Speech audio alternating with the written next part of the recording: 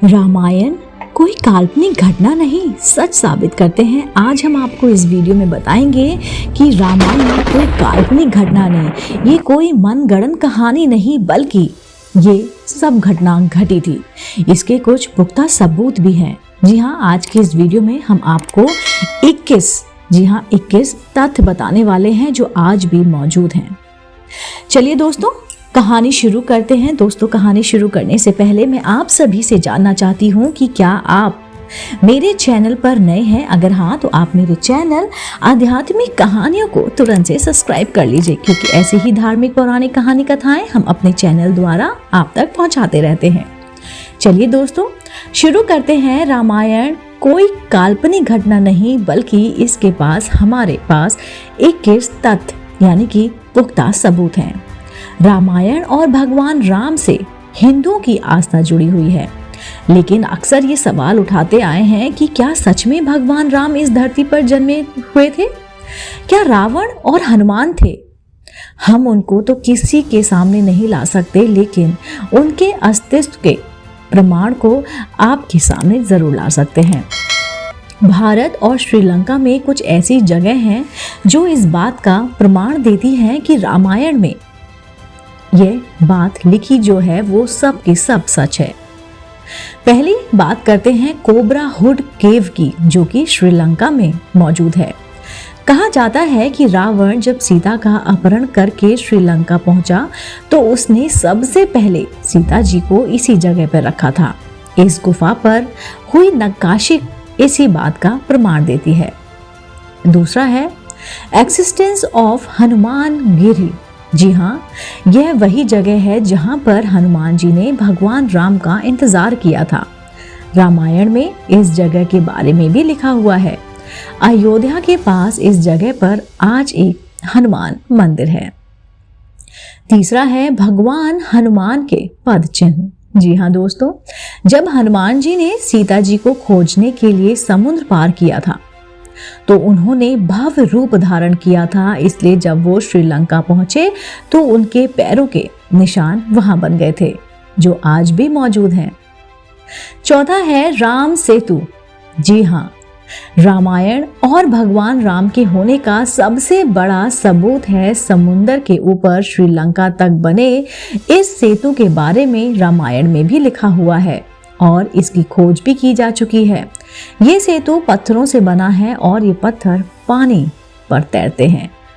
पांचवा है पुरातत्व विभाग ने भी माना है। जी हाँ, भगवान राम के होने की बात खुद पुरातत्व विभाग भी मानता है। पुरातत्व विभाग के अनुसार 1,70,500 साल पहले श्रीलंका में सबसे पहले इंसानों ने घर होने की बात कही थी और राम सेतु भी उसी काल का है।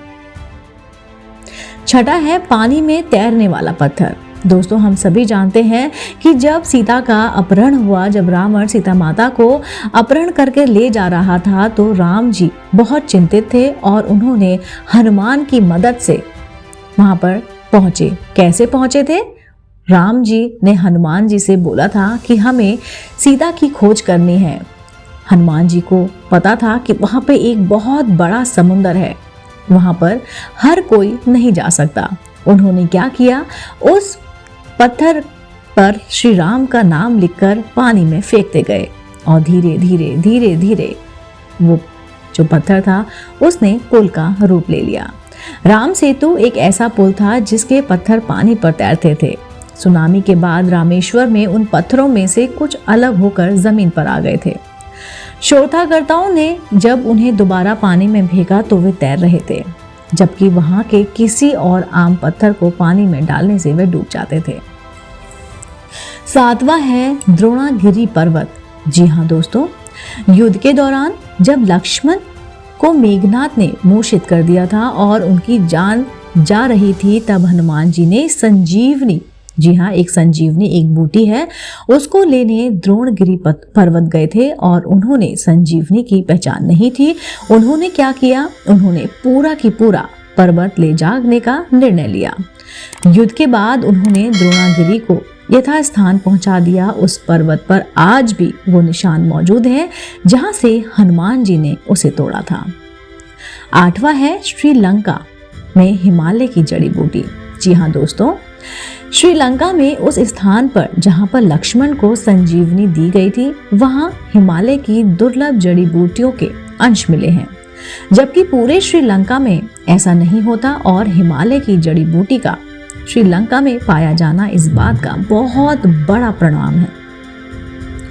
9वां है अशोक वाटिका।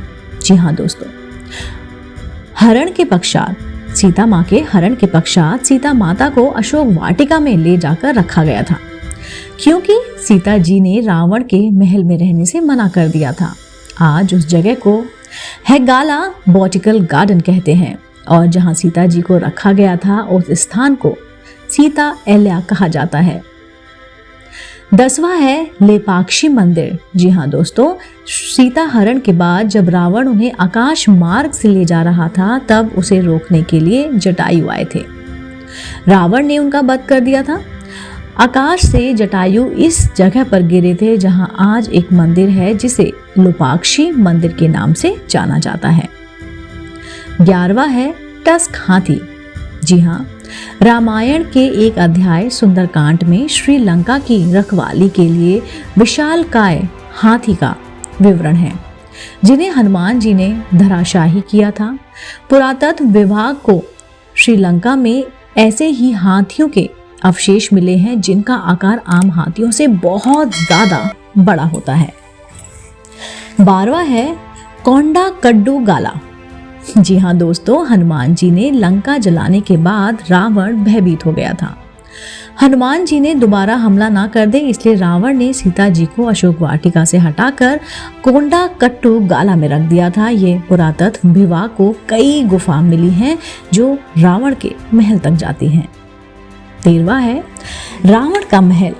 जी हाँ दोस्तों, पुरातत्व विभाग को श्रीलंका में एक महल मिला है जिसे रामायण काल का ही बताया जाता है, जहां से कई गुप्त रास्ते निकलते हैं जो उस शहर के मुख्य केंद्रों तक जाते हैं। ध्यान से देखने पर यह पता चलता है कि ये रास्ता इंसानों द्वारा बनाया गया है। 4था है कलानिया। जी हाँ दोस्तों, रावण के मरने के बाद विभीषण को लंका का राजा बना दिया गया था, ये हम सभी जानते हैं। विभीषण ने अपना महल कलानियों से बनाया था जो कैलानी नदी के किनारे था। पुरातत्व विभाग को इस नदी के किनारे उस महल के कुछ अवशेष जरूर मिले हैं। 15वां है लंका जाने के अवशेष। रामायण के अनुसार हनुमान जी ने पूरे लंका को आग लगा दी थी, जिसके प्रमाण उस जगह से मिलते हैं। जलने के बाद उस जगह की मिट्टी काली हो गई है, जबकि उसके आसपास की मिट्टी का रंग आज भी वही है। 16वां है दिवूरमल पोला, श्रीलंका में है। जी हाँ, रावण ने सीता को बचाने के बाद भगवान राम ने उन्हें अपनी पवित्रता साबित करने को कहा था, जिसके लिए माता सीता ने अग्नि परीक्षा दी थी। आज भी उस जगह पर वो पेड़ मौजूद है जिसके नीचे सीता जी ने इस परीक्षा को दिया था। उस पेड़ के नीचे वहां के लोग आज भी अहम फैसले लेते हैं। 17वां है रामलिंगम। रावण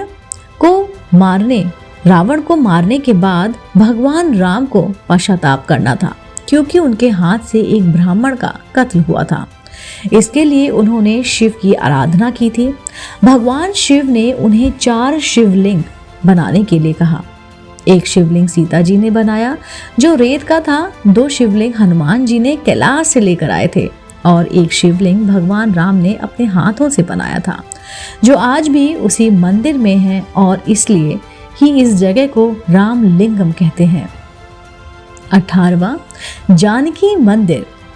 नेपाल के जनकपुरी शहर में जानकी मंदिर है। रामायण के अनुसार सीता माता के पिता का नाम जनक था, और इस शहर का नाम उन्हीं के नाम पर जनकपुर रखा गया था। साथ ही साथ सीता माता को जानकी के नाम से भी जाना जाता है, और उसी नाम पर इस मंदिर का नाम पड़ा, जानकी मंदिर। यहाँ सीता माता के दर्शन के लिए हर रोज हजारों श्रद्धालु आते हैं। 19वां पंचवटी। दोस्तों, नासिक के पास आज भी पंचवटी तपोवन है, जहां अयोध्या से वनवास काटने के लिए निकले भगवान राम, सीता और लक्ष्मण रुके थे। यही लक्ष्मण ने सूर्पनखा की नाक भी काटी थी। 20वां कोणेश्वर मंदिर। रावण भगवान शिव की आराधना करता था और उनसे भगवान शिव के लिए इस मंदिर की भी स्थापना करवाई। इस दुनिया का इकलौता मंदिर है जहां भगवान से ज्यादा उसके भक्त रावण की आकृति बनी हुई है। इस मंदिर में बनी एक आकृति में रावण के 10 सिरों को भी दिखाया गया है। कहा जाता है कि रावण के 10 सिर थे और उसने 10 सिर पर रखे 10 मुकुट उसके 10 जगहों के अधिपति को दर्शाता है। 21वां है गर्म पानी के कुएं। रावण ने कोणेश्वर मंदिर के पास गर्म पानी के कुएं बनवाए थे जो आज भी मौजूद हैं। दोस्तों, इन सब बातों से, इन सब जानकारी से हमें पता लगता है कि जो रामायण में हमने पढ़ा, देखा, सुनते आए हैं, जो टीवी में दिखाया जाता है, जो हमारी दादी नानियाँ कहती हैं, जो खुद रामायण में लिखी जो बातें हैं वो काल्पनिक नहीं, वो सब सच है।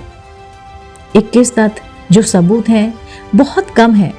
ऐसे हजारों करोड़ों सबूत अगर ढूंढो तो मिलेंगे। जो लोग कहते हैं कि रामायण एक काल्पनिक बातें हैं, ये सब मनगढ़ंत कहानी है, तो ये बातें उनके मुंह पर तमाचा है। दोस्तों, उम्मीद करती हूँ आपको मेरे आज का वीडियो बेहद पसंद आया होगा, क्योंकि आज के वीडियो में हमने राम जी के पुख्ता सबूतों को बताया है। दोस्तों, अगर आप भी हिंदू हैं, अगर आप भी सनातन धर्म से नाता रखते हैं तो आप मुझे कमेंट करके ज़रूर बताइएगा। दोस्तों, मैं आपको फिर से मिलती हूँ एक नई रोचक जानकारी और कहानी के साथ। आप देख रहे थे आपका अपना पसंदीदा YouTube चैनल आध्यात्मिक कहानियाँ।